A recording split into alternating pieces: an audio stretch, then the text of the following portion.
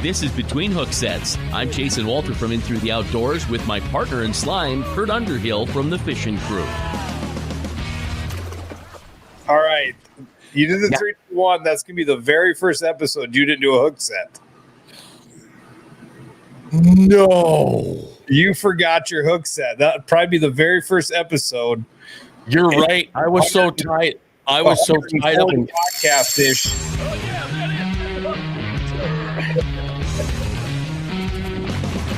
This is Between Hooksets. I'm Jason. It doesn't count. Doesn't count. Huh? Doesn't count. Dang it anyway. God, I hate it when I screw it. Here, I thought I was being cocky with the 3, 2, 1 thing, and just flat out, I blew it. Well, man, we got a great guest tonight. I happened to see the news. If you don't follow Jason on social media, he got some very big news this week. I saw the video, instantly messaged it to you, and said, "Do your magic. Let's get him on." And we're going to bring him in here. So future Hall of Fame angler, not even future Hall of Fame angler. Hall of Famer now. Yeah. That's pretty weird. I'm not going to lie to listen to that and say Hall of Famer, but it'll sink in eventually. It's got to just feel great. Well, first off, congratulations on an accomplishment that is something a lot of guys strive for in this industry and very few get. Yeah. I mean, first of all, thanks for that. I mean, it's been, like I said in my video earlier, it's been a heck of a ride. And, you know, I never thought it would get to this point. I was not going to fish for a living. I was just a guy that was going to go learn how to fish, and I should say learn how to catch more fish and just fish a few tournaments and then just kind of ride off in the sunset and go have fun, you know. And things really took a turn after the very first tournament I ever got in, and I never looked back. It's been 30 years of pounding pavement and pounding waves. It's pretty impressive. Let's dive into a little bit of your backstory for, you know, if anybody lives under a rock and doesn't know you, and what you did, how you got into it, and where you're at, you know, 30 years later. Yeah, I mean, it's quite a story. It started from the beginning. Like, my first tournaments was when I was a teenager, and my best friend Mark Bowman and I used to fish a lot of muskie tournaments here in northern Wisconsin. And we kind of got burned out of that pretty quick, you know, a couple of years of doing that. And we're like, I always had a passion for walleyes, and I always thought they were a fish where you had to use your brain a lot more to catch than anything else. And that always intrigued me. So I got into a walleye tournament. I was literally sitting at work, and I opened up a magazine, and it had a little advertisement in there for fishing a tournament on Mille Lacs Lake. They're looking for amateurs, 3-day event, and that was a NAWA tournament back then. It was North American Walleye Anglers. It was the same guys as the PWT. It was just another circuit. So I signed up for it and went over there to Mille Lacs just to learn. And, you know, by the grace of God, I got 3 good partners in 3 days, and we fished 3 different areas of the lake, 3 different presentations, and as it turned out, I won the tournament at the end of it. When we got done weighing in, I won a brand new boat. And Norb Wallach was the guy that I kind of looked up to. He grew up in my hometown, and Norb since passed away, but he was the one that kind of said to me, you know, "Hey, you got a pretty good talent for this." He said, "You should do them all that year." Well, to back up, I didn't win the tournament. This is back in the days when they'd write it on the old chalkboard, add up your 3 days. Well, they had a clerical error. I ended up second. But even that was pretty good. I didn't go there to cash money or anything like that. I just wanted to learn. So I ended up talking to Norb, and he says, "Why don't you do them all this year?" And I said, "Well, I'm newly married. I got a job. It's going to be hard to get off of work." But I ended up getting off of work. The very next day, Norb said, or that day, he said to me, "Why don't you stay tomorrow if you don't have anything going on? I'm taking a writer out, and we're just going to go do some articles and catch a few fish." And I'm like, "Yeah, I don't have anything going. It's Sunday." So I stayed and did some photo shoots and some articles with Norm and a writer, and I got my feet wet right away in that first tournament about what happens in the professional world. And went out and fished the whole year that year as an amateur and traveled all over from Lake Sakakawea over to Fairport Harbor. That was in Lake Erie, and then everywhere in between. And I just learned so much information that year. I thought, well, I can do this on my own. I mean, I can drive a boat and go catch fish like these guys. So I actually bought a big boat, and it was one of the used boats from one of the pros. The very next year I got in the MWC. That would have been 1996. And I will tell you flat out that driving a boat or being a passenger in a boat is a big difference. Because it took me, I bet, 3 years to finally cash a check on the MWC. And I was about this close from quitting my career in 3 years. And I just said, well, I don't have it. I don't have what it takes. And my wife actually is the one that said, no, you got a lot invested. You love doing it. Just figure it out and just keep working hard and see where it goes. And by God, it took a few years, finally cashed some checks, qualified for the first championship in 1999. The championship was in the spring of 2000. Went into Red Wing, Minnesota that year for the championship and found some fish and won the championship in my very first attempt. So that was kind of the starting point of my career. Like, all right, I can do this. I can compete against some pretty good anglers, and I'm starting to figure things out now. And from that point on, I mean, it just took off. Like, it was crazy. So is that the point you quit your job and just went full-time fishing, or no. When was the point you said I'm a full-time fisherman? No, that was so early in my career. I really didn't have sponsors just per se. I had a few, but nothing crazy. And it was at that tournament in Red Wing when I won the MWC championship. Ranger Boats was there, and I was eyeing up one of the boats they had on display there. And my wife loved the boat too, and I loved the boat. And I'm like, God, I should really get one of them. And well, after I won the championship, George Little was the rep back then, and he actually gave me a Ranger hat to wear before I went on stage. And I says, is this what I think it means? Like if I wear this hat, does the boat come along with it? And we went and weighed in, won the tournament. And that night we had the big banquet and everything and had a little sit down talk with the guys from Ranger. And the very next day I signed a contract with Ranger Boats. That's cool. That was how it all started. That's such a cool story to almost be done and get that little push real close. And then, I've, pulled your profile up on the Next Bite if anybody's looking. I mean, it's Angler of the Year and everything you've ever fished. You probably have to hold the most Angler of the Year titles across the board of anybody in the walleye world because you've got them in everything. Yeah, I'm getting there. I still haven't done one in the National Walleye Tour. I've been close, but I've been having some bad starts to the year, and if you just start bad, you just can't win it. But yeah, to go back to after that MWC championship win, that was the year the very first RCL championship came out. And I was selling batteries at the time. That was my full-time job. And one of my route drivers came back with this brochure from his route, and he handed it to me, and it was this RCL Walleye Championship, $400,000 for first place. And it's on Green Bay, and I knew Green Bay really well. And I just kind of threw it off to the side on my desk and just didn't even think about it. Well, then I figured out I qualified because I won the MWC championship. Sure. So I signed up to fish that thing, and then we ended up going to it. And I was just, married for 5 years. Jay was just born. He was born in 99. This is 2000. And I go into this event with 225 people, and it's a 4-day event, and after 2 days, they cut to the top 12. Fourth day, they cut to the top 6. ESPN's there. They got helicopters. They got everything going on. Huge weigh-in. And as luck would have it, I was leading that tournament after 2 days.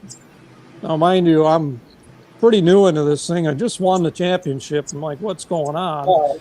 And here I am leading this $400,000 event. But here's where Mother Nature comes into play. I was fishing a spot all by myself about 30 miles from Green Bay, and day 3 came around, and we all gathered at the boat ramp in the morning before daylight. They said, yeah, we're holding you guys in the river today because it's too windy. And I just thought, what the heck, yesterday I saw 8-footers out there, and I was able to catch these fish, and now you're going to hold us in the river. But I'm like, whatever, I can fish the river. I know it well.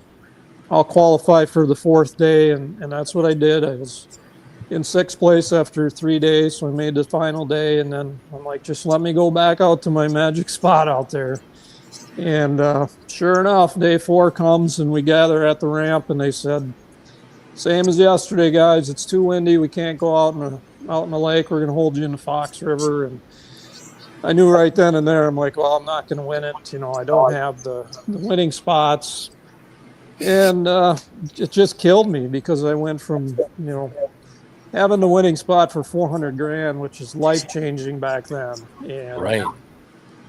I ended up sixth in the event and won like $16,000 or something. And, it kind of took the wind out of my sails for a minute, but at the same time, I was, I'm competing against the best guys, and I'm doing pretty good. And that's when RCL came out with their circuit the next year in 2001, and I just started running with that, and won Angler of the Year in 2003, and just kept going, and sponsors started building up for me, and won another Angler of the Year in 2007, and that was the year I quit my full-time job and said, if I'm ever going to do this, I'm going to do it.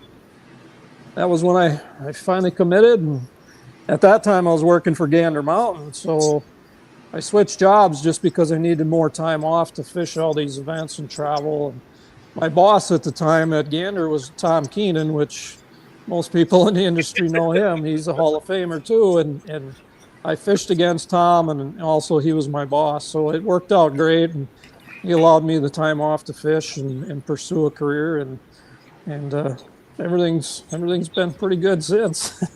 And now you're one of the top dogs. You've been one of the top dogs. Did you ever imagine that was going to happen, that you'd end up being one of the best walleye fishermen? No, I mean, the light bulb kind of went off for me, I think, when I won the 2003 Angler of the Year, because I really didn't have a legitimate shot at winning that. We went to Devil's Lake for the last event, and I think I was in the top 5, but I was like, I'm going to need some luck, Some of these other guys are going to have to bomb, and day 1, the top guys caught them, and I'm like, it was a good run.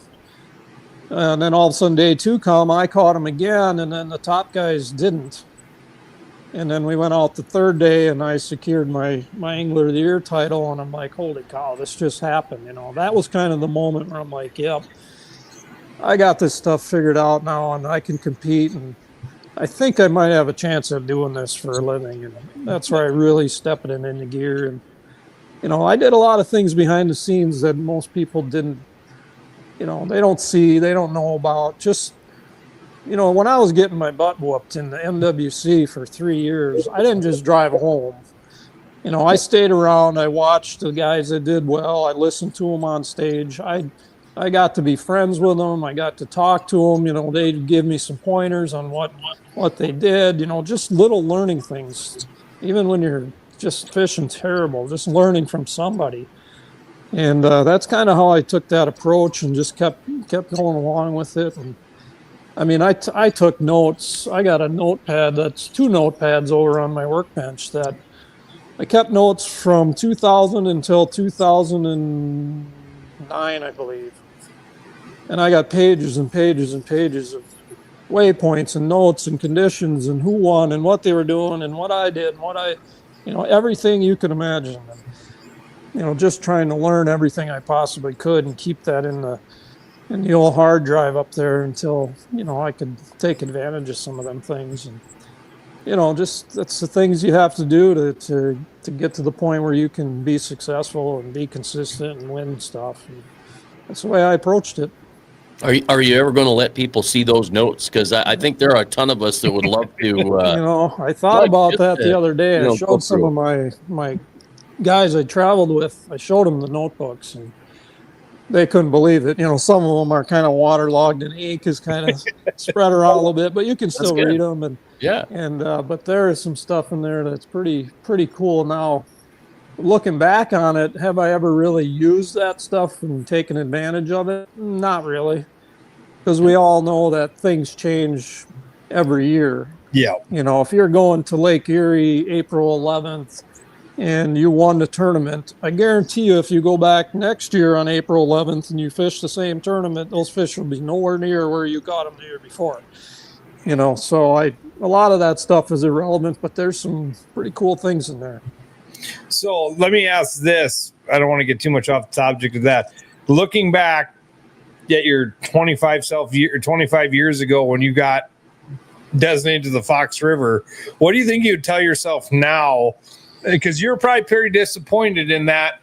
Like, I got to go in here, and now 25 years later, you're sitting here and been through all the ups and downs of tournament fishing. What would you tell yourself back then?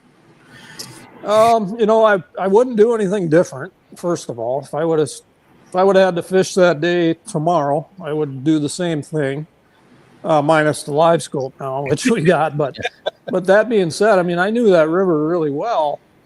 But the problem was I didn't fish the river the first 2 days.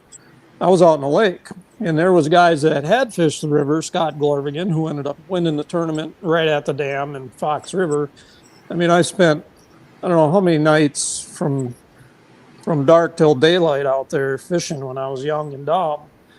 I knew that area. I just never fished it in a tournament. So I couldn't go up there and intrude on them guys during the event. So I fished my own stuff and just did what I could to try and get to that fourth day. And I did that. But then once the fourth day came, there was no way I was going to win it. So, I wouldn't do anything over. It was just frustrating that I couldn't go back to those fish in the lake. It was a heartbreaker, but, it was a good tournament. That's the tournament where I was the only guy running an Evinrude at the time and in the finals. And I was the only one eligible for 400 grand. If you didn't have an Evinrude, you could win 300.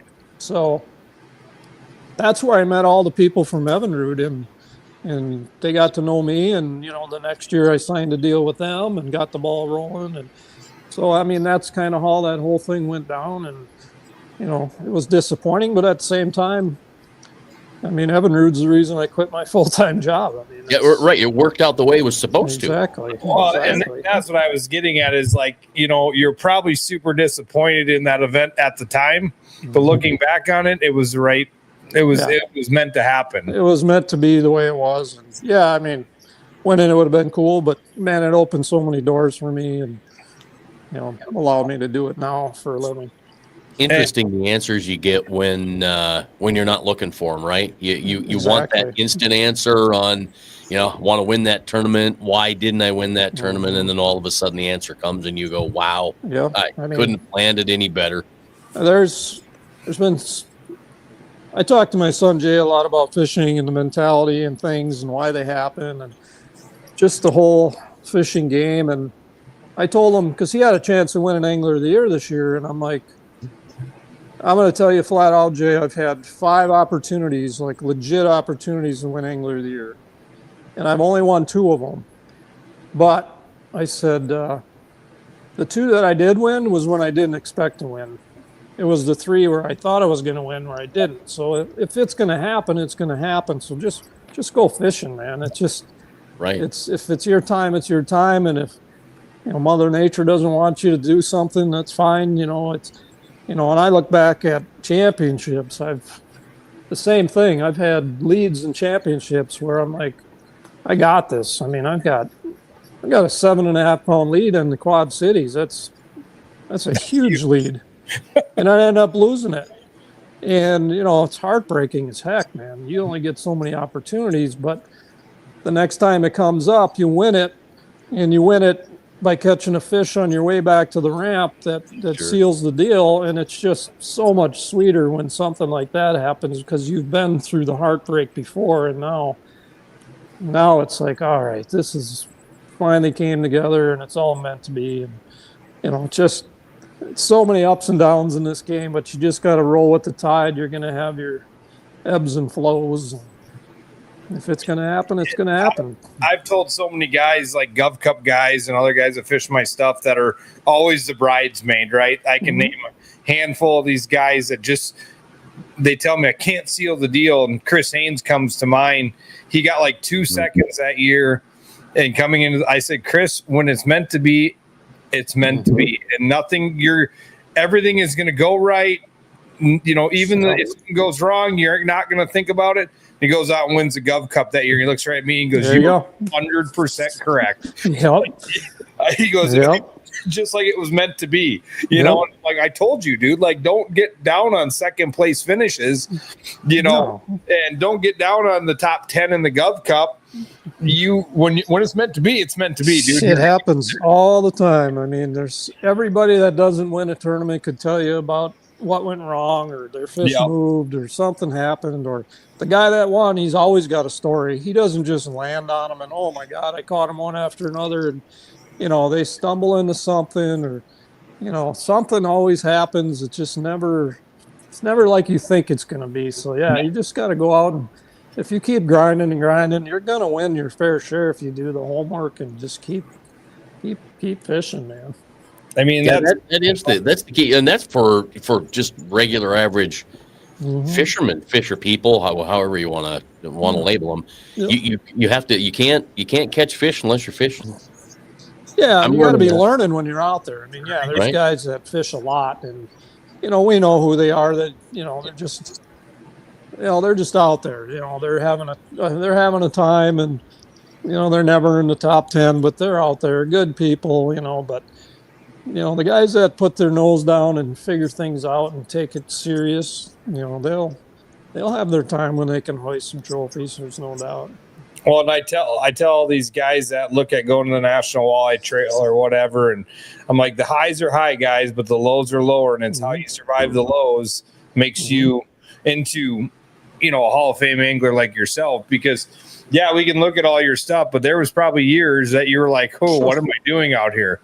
I've had so many of them years. I've had more of those years than I've had good years. So, it looks pretty at the end, but, I've driven home from Mulbridge, South Dakota, and, you're sitting by yourself on a 10.5-hour ride, and you're contemplating, what are you doing? You just had a terrible event. It's the end of the year.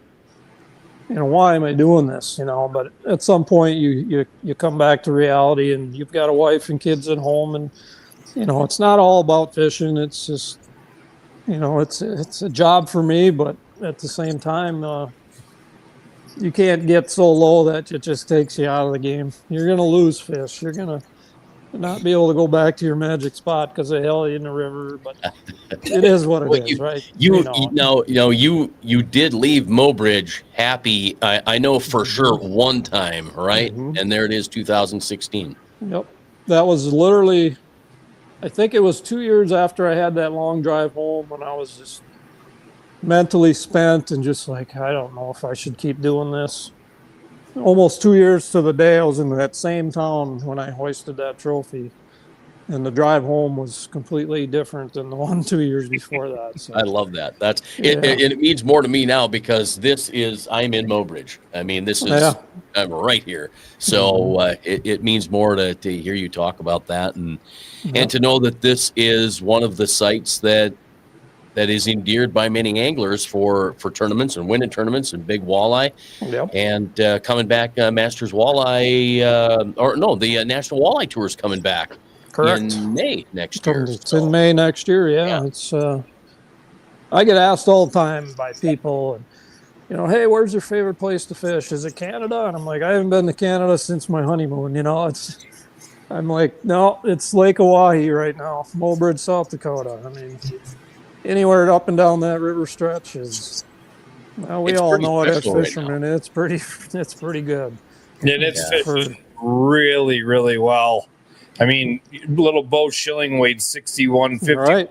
for 12 fish in the Gov Cup this year. Like, incredible. Like, I mean, and I saw so many 11-pounders come across the stage, and they can't go past Bush's Landing in that event. Right. So there you go. Yeah, that's southern Hawaii. I mean, think how many fish aren't even being fished because there's so much water there, and it's ridiculous. Yeah, and the teeners that are being caught right now, and a lot of people are being pretty. They'll probably get in trouble for mentioning it, but man, there are some big fat teeners. They're Crazy. short, but here we go. Speaking of Bo Schilling, I spent days with that kid when he was about 2, 3, 4, 7, 8 years old. Chad and I used to run around a little bit when we fished the AIM Pro Walleye Series and some of the Casca Walleye Classics and stuff. And yeah, I've seen Bo grow up, and that kid's a stick. Bo, I'm sure you're listening, but it's gonna be got fun. my eyes on you, buddy. He said to watch next year. Yeah, Dad's coming out of retirement, and he's going to go. They're coming after you guys next year. And I told everybody I talked to, I said, you better be scared. Like, you better be a little worried about Bo Schilling. Yeah, he's a good kid though. He's catching on quick, and yeah, I like that crew. Yeah, they're just great people up there. So, speaking of sons, like, I mean, I can't go a night without having you on talking about your son diving into the bass side of the world. Yeah. How did that happened? Crazy, isn't it? Yeah. That's big. Everybody asks, why is he bass fishing? Well, I'll answer that pretty quick because I would come home from a tournament and he'd always want to go fishing. So I would take him out and we would go just catch bass because they were fairly easy and it didn't matter how big they were. It was fun just to get out and change the pace with bass. And well, doing that for a few years, we have a pond that's in our area here too. It's not my pond, but it's a subdivision kind of pond. And Jay's always down there catching bass out of that thing when he was a kid. But I started a group. It was a multi-species club here in my area called Prime Water Anglers. And back then I started a tournament that was a three bass, 3 walleye tournament, 2 days. So you had to catch 6 fish a day, being 3 walleyes and 3 bass. And it really opened up a lot of eyes to people. And, you're going to need to catch both to win the tournament. And the very first year I had Jay in my boat and as my partner, I think he was 11. I caught, to this day, I think it's the biggest largemouth in that river ever caught. It was 637. And Jay missed it with the net the first time. And then he finally got it in the second try and threw it on the floor. And he went nuts over that fish because that was a kind of a big deal back then. And that fish literally hooked him for life on bass fishing. He couldn't stop learning about bass, fishing for bass ever since that fish hit the floor. And he was 11 at the time. And, we've had some good talks about how to get to the level he's at now. But he took it to heart way back when he was young and never looked back. The kid's he's a hammer. I don't know anybody that fishes more than him. He just loves to fish. And he was on fire this year. He would a couple of things just didn't go right to finish up on top. But boy, I'll tell you what, it was neck and neck for quite a while. We do the Bassmaster Fantasy Fishing thing, and so we had our eye on him every week. Well, I should say every week, but every tournament. Yeah, I mean, he had a great year. I mean, he's leading points for 4 events, and he went to St. Clair with a lot of confidence, and he was in the area. I mean, he was within 200 yards of Trey McKinney, who stomped the field.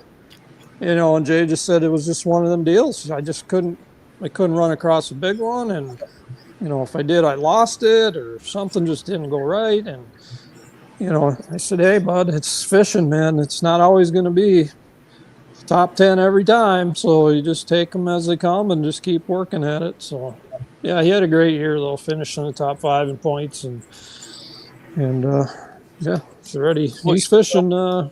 He's fishing Gunnersville as we tape this right now. He's fishing for $500,000 tomorrow. Oh, is he doing that? The Ultimate Angler Championship. Ultimate Angler. He got invited to that. That is awesome. I'm gonna have to watch that. Yep. mean, that's pretty cool. But so obviously you're super proud. I mean, we love cheering him on. We've been to the Classic the last 2 years, and we're going to go again next year or this year coming up. And when he made the Super 6 2 years ago, I was pretty dang jacked to see him up there.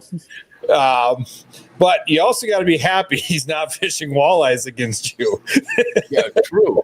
That's 100% true. I mean, I'm pretty good with what I can do with scoping and stuff, but I'm telling you, I learned a lot from him just fishing bass, and he's pointing things out to me, and I'm like, all right, I can see what you're seeing now. It took me a little extra time, but I can see it. And, we feed off each other that way. I mean, we kind of came into the live scope scene with Garmin at the same time. So we learned together, but he just spends so many hours doing it. It's crazy. That's key. And two, that kid, I always joke, like, if I can't figure out something on my cell phone, I hand it to a 5-year-old and they can fix it, right? Yeah. Their whole life has been technology. They don't know any different, right? No. And so to learn that for us, to learn the live scope, it takes a little more than that. Right. They get there like the bows, like I don't know any different. Right. There's so many times where I'm scoping and I'm thinking back to, what I would do if we didn't have a scope. I would be doing this or that, and then you got to just shake your head and don't even think about those other rods in the back of your boat. Like, just keep scoping, because that's the only way you're going to win right now.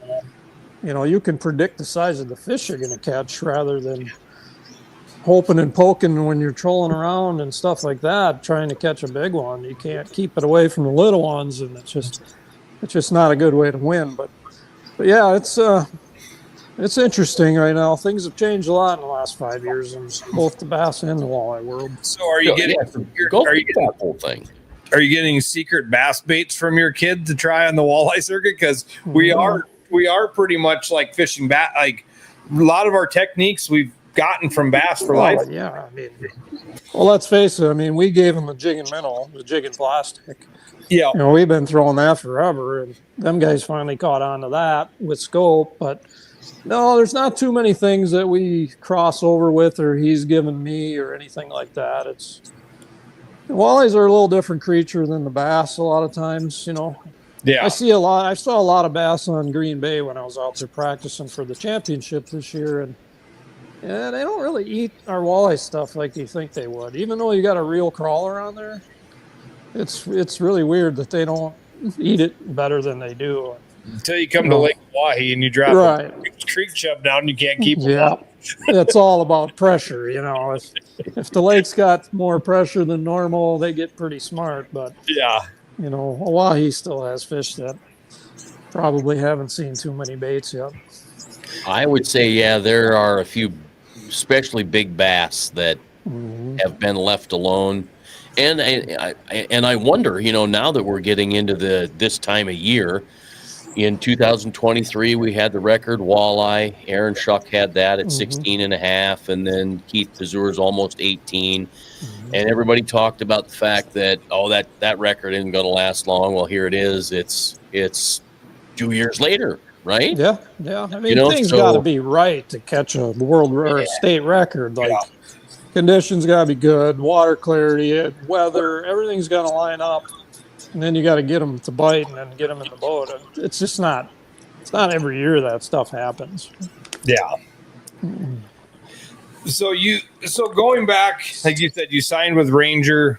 Ranger is probably your longest living sponsor, but you've always been a guy that, I've followed you. I remember the Chevy truck days. I remember all of it.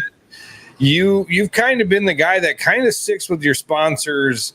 Don't give all your secrets away, but go into a little bit of how you've gained sponsors, because I think I've got the pattern down, but and what you do to steward them sponsors to keep them as long. Right. Yeah, I've taken pride in keeping sponsors for a long time. I'm not a guy that just jumps ship for no reason or for money or something like that. If I have a good relationship with a company, a personal relationship, that means more to me than money or whatever. I've could have ran every boat in the industry throughout my career, literally. and I haven't changed in 26 years. And it's because of the people that I knew. I mean, back then they gave me the chance during that first championship that I won. They literally signed me the next day, and that means a lot to me. And I'm just like, okay, to the point where you know everybody in the building.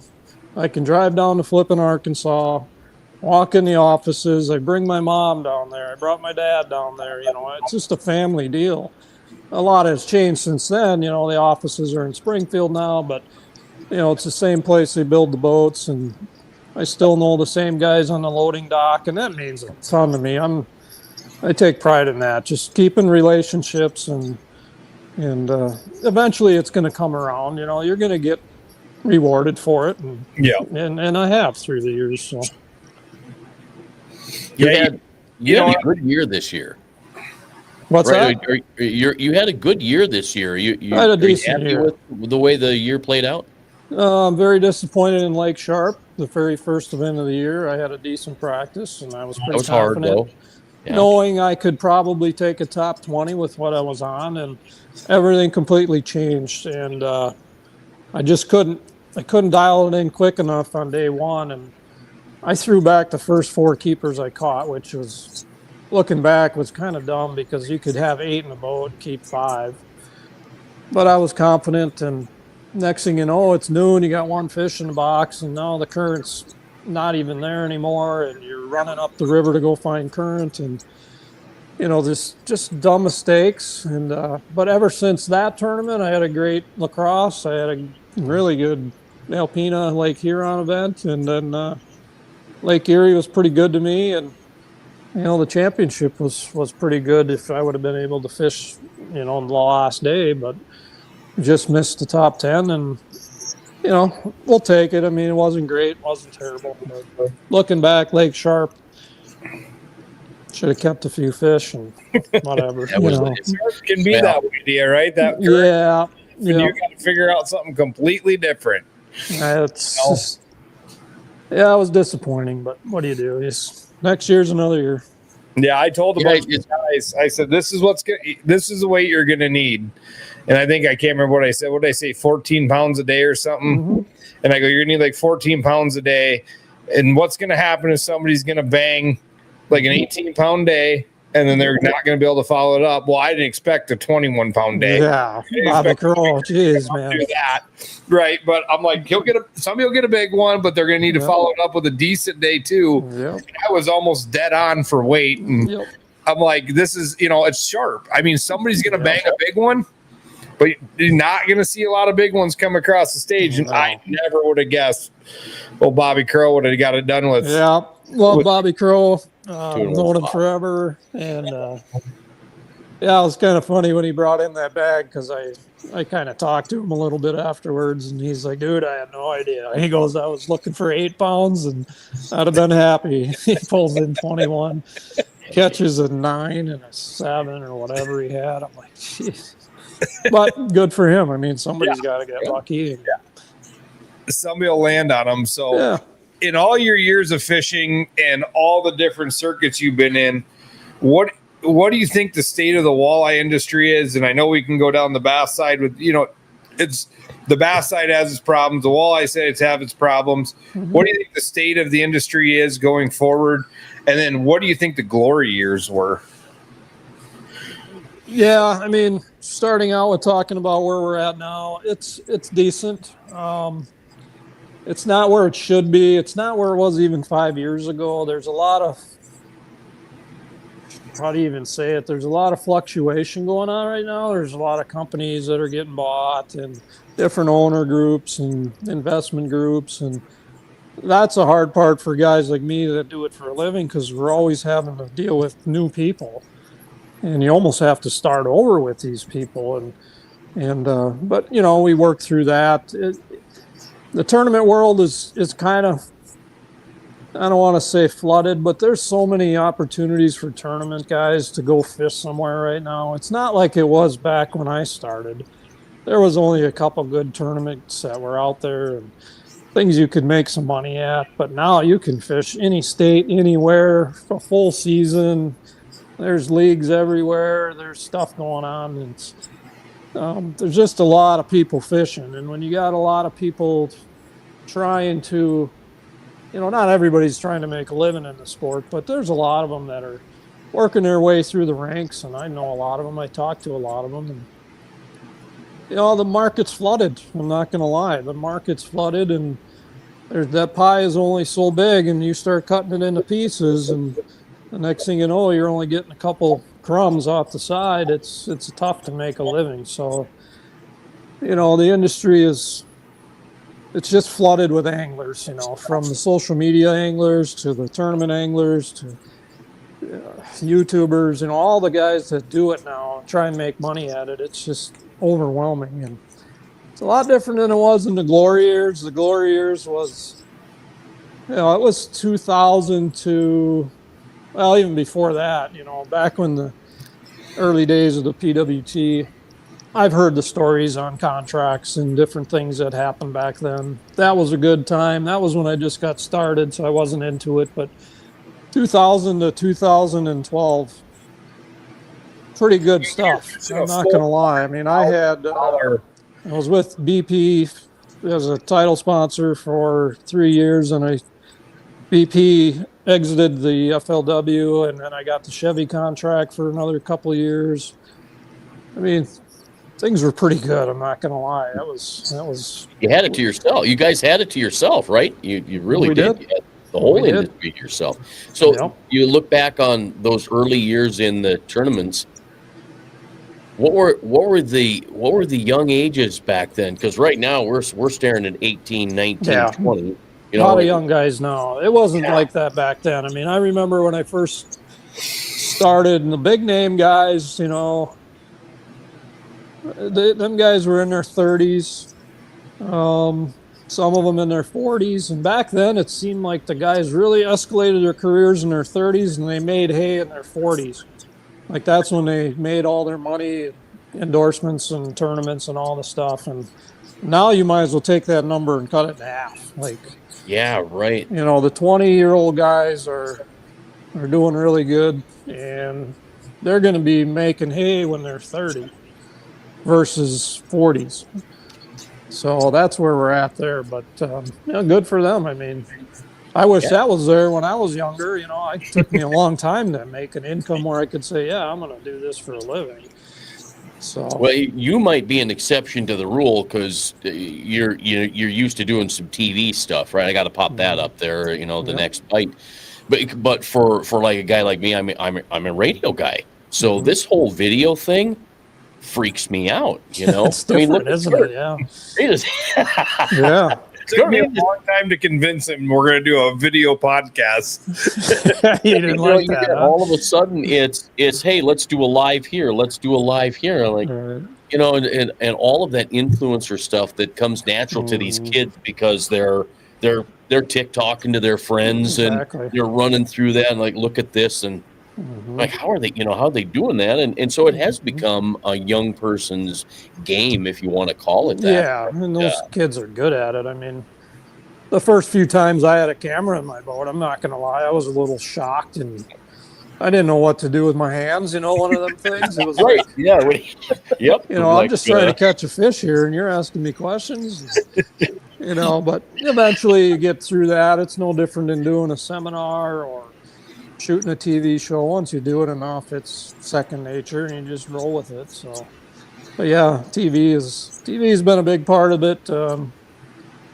Started working with the Next Bite guys about 5 years ago already, and I did a lot of cameo appearances on the Next Bite before they hired me to work as a co-host. So I was familiar with their whole project and what they do, and thankful for them to give me that opportunity because.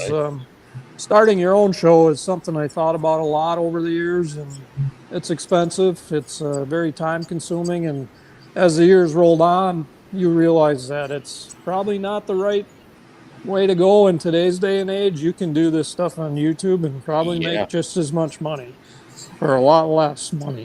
Yeah, you're not. So, people think like if you get on TV, you made it. And I'm like, most guys are paying for their airtime. Yeah. In big dollars. there's very few people that get free space on TV. No.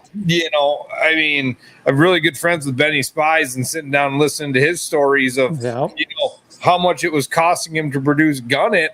And people are like, that show was awesome. He had to make loved it. money. And Benny always says, my show made a lot of money for other people. Isn't that the way it goes, though? I learned a lot about TV from Gary and Chase and Keith and them guys because they kind of told me how that whole programming works with sponsor dollars and then airtime and then sponsor fulfillments. Who's paying for the TV commercials? Are you going out to get that, or is the TV channel going out to get that for you? It's all a ball game of trying to allocate dollars and how much you're spending and how much you're making. And you make some money doing it, but for the effort and doing TV shows is not the easiest thing in the world. I mean, no, it's worse than tournament fishing. Trust me. You have to catch them, or else you're thousands of dollars in the hole because you didn't get a show done. Well, here I got a note from Facebook here. It says I could have earned $21 with content monetization based on your content performance September 9th through the October 7th. I didn't do anything. I could have been paid $21 for not doing anything. Nothing. Yeah. Is that how that works? Yeah. Okay, well, hey, I'll take the $21, please.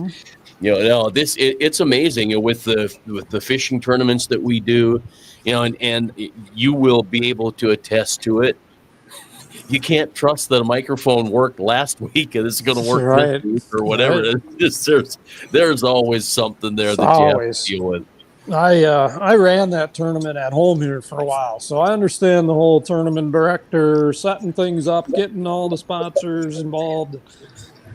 After about 5 years, I gave up and handed it off to another guy that was on our board, and he ran with it for a lot of years. What do you mean? All you got to do is weigh in fish. That's all there is. Just weighing in fish. That's no big. You got your whole day to do nothing. Yeah, that's the easy part. Yeah. I just completed the 18th year running tournaments, and people are like, "Oh, for a long time, you just let us go in the morning, go home and take a nap." And I'm like, sure. Yeah, I snap my fingers, and trolls come set all this stuff up for us, guys. I know exactly what you're dealing with, and 18 tournaments is. I've said for years, I'm a firm believer every pro angler that that wants to go fish one should have to work one first, because it would give you a whole different level of what's going on. That's why I never argue with a tournament director. I've talked to Jeff Kelm, I don't know how many times in the last 5 years that he's been there, and has he done everything great? No, but who does, right? You just kind of talk to him and say, this is my thoughts. Maybe we could do this better or this, and just leave it at that. Because I've been there. I've been behind that stage, and it's awful. It's awful. And that's what people like. People are like, well, why are they going there this time of year? We should be going on these dates. And I'm like, because the city probably didn't want them. Exactly. You're trying to drive tourism during their off season, their downtimes, and that's why we go there. We need money out of them to go, but you want to go in July 15th when everybody wants to be there.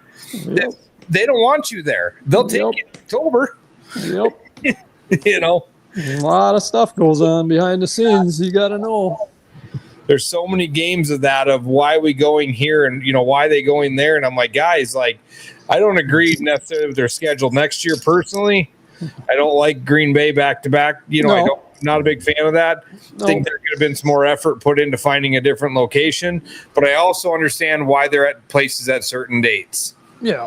That's totally, I get it. I know why we're doing it. I mean, it's cost effective for them too. They have budgets, they have expenses, just like we all do. We're all trying to do the same thing, is make money at the end of the day. Yeah. As long as we got a platform to play on, that's all I care about. If the National Walleye Tour went away tomorrow, number one, I'd be very mad. And number two, that would change my whole world of figuring out what I'm going to do to make that up, Right. So with that statement, like when you got in and were in the RCL, and then the RCL kind of went away, and then the FLW, did you have those same feelings at those points, or did you feel like, oh, the next thing, we're getting thrown to the next thing? What do we do here? Yeah, it was a little different back then because when the FLW took over the RCL, it was still kind of the same crew. Yeah. Minus there was a few people that left, but overall it was just basically the same tournament circuit. Yeah. And we had Walmart, we had Irwin Jacobs, we had the money behind it. We had the sponsor deals that kept coming and coming. And then they announced to us in 2012 that at the championship, that was going to be their last tournament of the FLW Walleye Tour. And I was leading that event, and I'm like, oh my God, like what? The last event ever? Like, what's going to happen? Well, the very next day we had another meeting where Bart Schott took over. He's from Ranger Boats. He started the National Walleye Tour, so we never missed a beat from going from FLW to National Walleye Tour. And I was like, thank God, we still got a platform and I can still compete. So, yeah, I mean, it was a pretty smooth transition through that, but. Yeah, it's like losing a job, right? If the National Walleye Tour goes away, which a lot of people say they would like it to go away. Hi, Mark. Why? You're losing your job, and honestly, it would be a shame. And I hear there are some changes coming. It's going to be an interesting year next year. I look at it as an exciting year because I'm just really happy that Bo and Chad are going to be fishing it, and we're going to see some. We've got some hometown boys fishing in it again, and that's exciting. But you got to take that away, though. Them local jackpotters, we got to stop that stuff. I mean, they don't come to the Stevens Point Flowage to come fish a National Walleye Tour. I don't ever get a chance to fish my home water. I 100% would love to see X amount, this many people. That's it. Blah, blah, blah. Oh, we got the stat master on, John. FLW. Oh, John Bala. 1 win. 10 top 10 14 MLF events 66 career winnings $350,692. Who's that for? That's you, I'm guessing. John, chime in. It's the FLW stats. That's right. FLW stats. Yep. And I don't think you want to argue with John. I think he's got it figured out. Oh no, I talked to John probably too much, and love John, love you, brother. But yeah, he's a stat guy. He's here we go. We got more. Yeah, there we go. But of only 4 anglers to fish 57 out of 57 events, 26 checks, 46%. 12 top 10s, 21%. 25 top 20s, 2 wins. Both championships, 5 top 10s, and 13 championships. I can't read that because it's so small. My eyes are terrible. So. Well, you're on that little phone right there. Yeah. Kurt could read it because he's got that great big screen up above him. So. Big one because I'd have to look up. But yeah, I got his Next Bite profile pulled up there, looking at all the 7 pages of accomplishments that you've earned over the years. And I mean, it's just an incredible career. Like I said, I remember going to the Pure Walmart parking lot to watch you guys weigh in.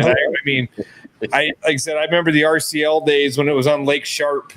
Yep. I remember going down there and my dad trying to fish in it and watching you guys take off. And I've been around a lot of the years watching the stuff. And, there's a few names that are always consistent. Obviously, the Parsons and Gavias and you and, even Billy Shimoda. I mean, for as young as Billy is, he's an old timer. He's an old guy now. He sure is. He's been around a lot, and it's such an incredible career. And it's not over, but I mean, you got to be super psyched for where your career has been and what it's done with your angler or with your Hall of Fame induction, and then to watch your son. I mean, that's got to be some of the coolest stuff when he's walking across the stage of the Bassmaster Classic. Yeah, I'm not going to lie. That is cooler than winning tournaments right now. It's like, it's a whole nother world for me, because now I can like see myself back 30 years ago and working my way through the ranks, but he's better than I was back then. And just to watch him grow and gain sponsorships. He just bought his first house here about a month ago, so he's engaged to be married next year in October. Yeah, it's cool to see all that, but a lot of the things that come for getting in the Hall of Fame really isn't tournaments per se and all the accolades. They ask a lot more about the person and what they did to grow the sport. The things they do off the water, basically. And there's a lot of things, like going way back to the FLW days. We used to do the kids fishing clinics when we had our wrap, team wraps with Chevy and BP and all that. And I would do every kids clinic. Even if I didn't make the cut, I would stick around, do the little seminar on how to do something, and then sign a few autographs, give away some free stuff. And I'm like, I could be home right now with my family, but I'm here, teaching kids how to fish. And, you never know. Some of them kids are probably fishing against me right now. But all that stuff that I thought was kind of irrelevant back then, that's how I got some of my team deals through FLW. Sure. They took notice. Well, then other sponsors do. All that adds into the Hall of Fame induction. Starting clubs back here at home, starting a high school team back when Jay was just getting started in high school. God knows how many seminars I've done over the years. I know the biggest year I had was in 07 when I won the Red Wing tournament, I won Ranger Cup, and I won Angler of the Year. I did 42 seminars that winter. All over the place. It was nonstop. For that? A lot of people don't see that, but that stuff all adds up and it goes fast. And I actually love doing seminars. I love the off season, talking about walleyes and fishing and all the things that happen throughout the year. And then about the time you get bored with doing seminars, well, then it's tournament season. So you're back on the road and now you get to actually fish. So it's just a cycle of, everybody says, well, what do you do in the off season? Well, we don't really have an off season. There's no off season. I was trying to get 2 new sponsors today, doing this podcast tonight. I don't know. I was on the phone for 3.5 hours this morning with 2 different people, working contracts, trying to get seminars lined up. I got to get a boat ordered soon, so it's here before I know it. It never ends, It's crazy, but it's fun because it's never the same. It's always something. Right. What a great life. I mean, what a, and then to go to the mailbox. I'm going to pop it up quick. I wanted to do it earlier, but boom. And the reason for the whole conversation tonight, honestly, was the very touching video that you did opening that letter. It was one of the most heartwarming things I think I've seen in a long time. It was so genuine and real. It meant a lot. I mean, I knew the letter was coming, and I had an idea that I was going to be inducted. But at the same time, I'm like, I'm just going to turn my phone on, hit video. I'm going to sit down and I'm going to open this letter so it's raw, true feelings. Because if I would have opened it, read it, went through the emotions, and then hit record, well, that would have been. It wouldn't have been the same. So I just kept it raw and even after I hit stop on the old phone, I think I went in the house and basically cried for about 5 minutes straight, realizing what just happened. And it meant a lot. I mean, I'm not going to lie, it did.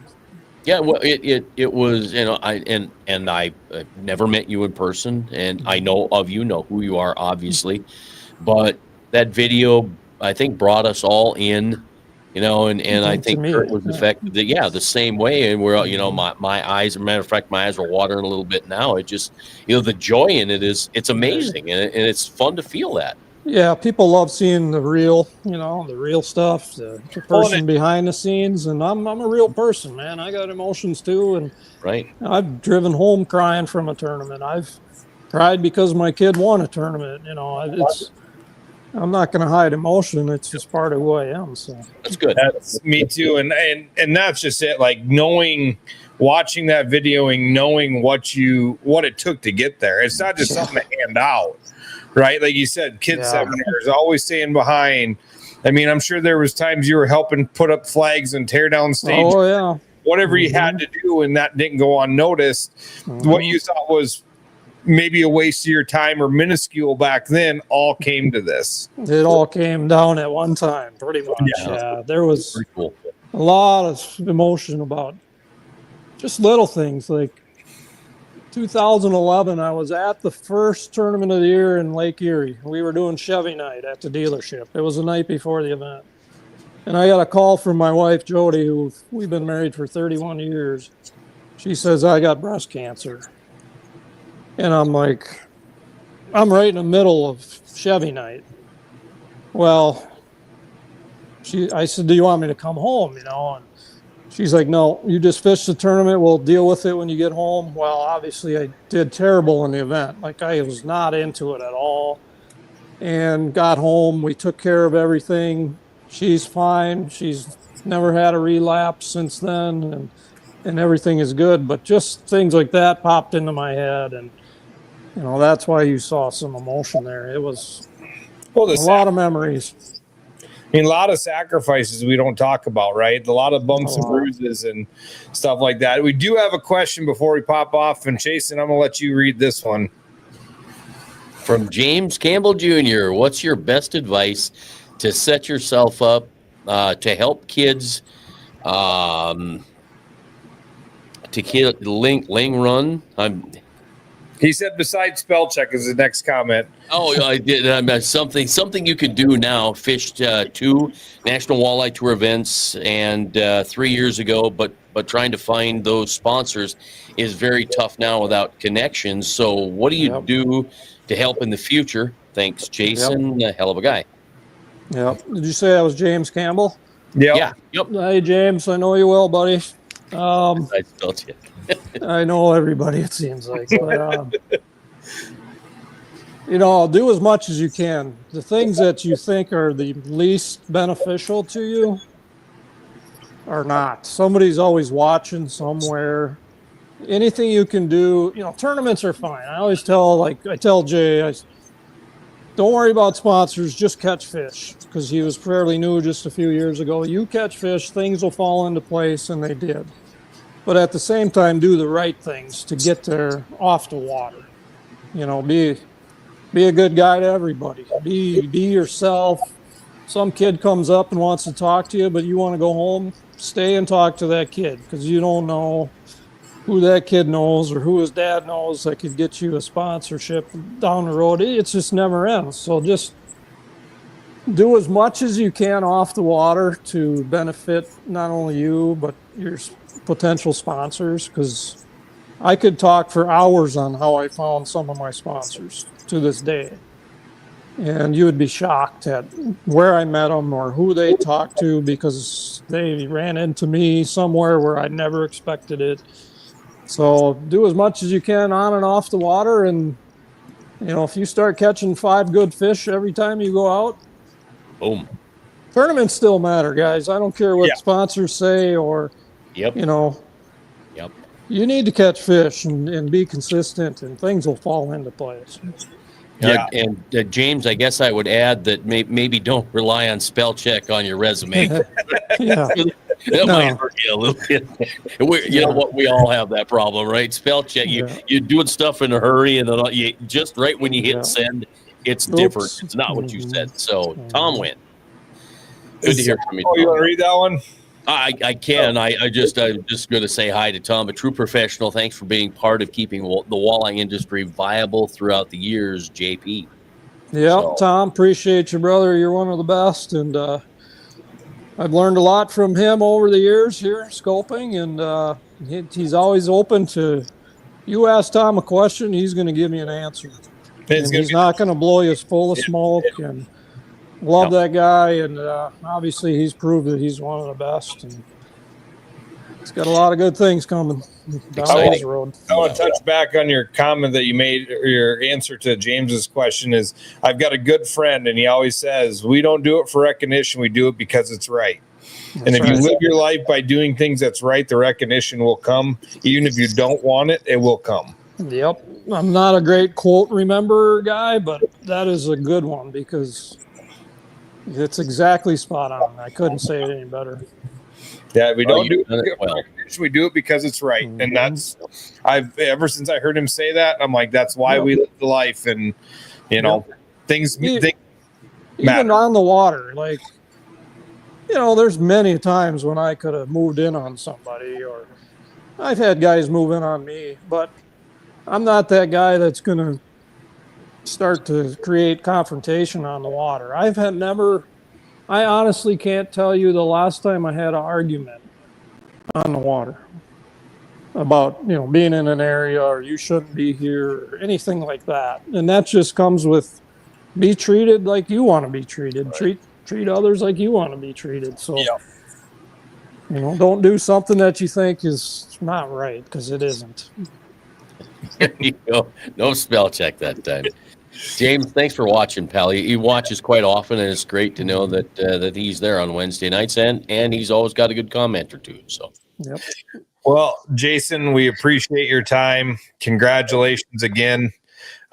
Look forward to having you back on someday. One day we might have to get you and your son on together. Yeah, that'd be fun. Yeah, that'd be a ton of fun. Yeah, we can do that. He's always open to doing some video podcasts, so let's do it. Yeah, it'd be a fun one getting the both sides of his career growing up. That'd be a lot of fun to hear. Yep.